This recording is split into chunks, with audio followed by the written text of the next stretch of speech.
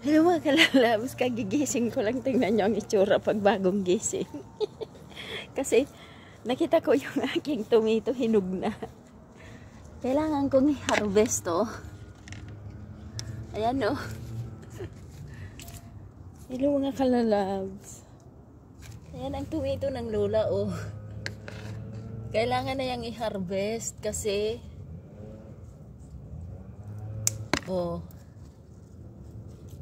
ayan ang aking lagayan. Hinog na siya. Kasi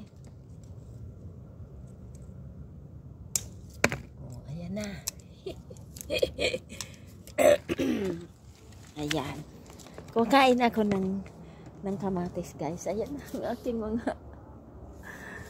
aking mga grapes. So, ang aking talong, guys.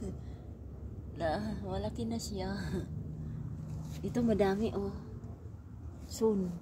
Ayan ang grapes ng lola, oh. OMG, incredible. Ang grapes ng lola nyo. Kikita niyo ba? Blurred.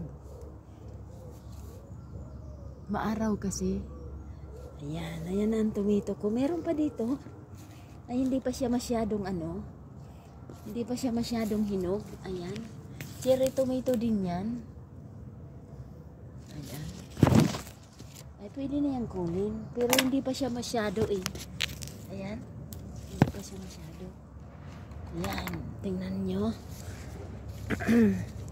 Dami oh. Ayan. So, ito ang aking breakfast. Ayan. Ang grapes ng lola. OMG. Madilim ano. Ayan, ang grapes ng lola. OMG. So, maaraw. So, hindi nyo ko makikita.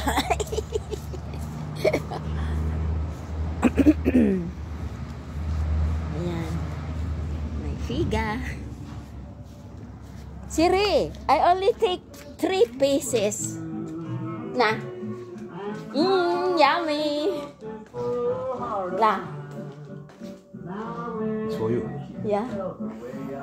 It smell good. Hey, smooth tomatoes. Yeah. Oh my God. Hindi pa ako nagsuklay, guys. Ayan o. Madilim sa labas. Ayan.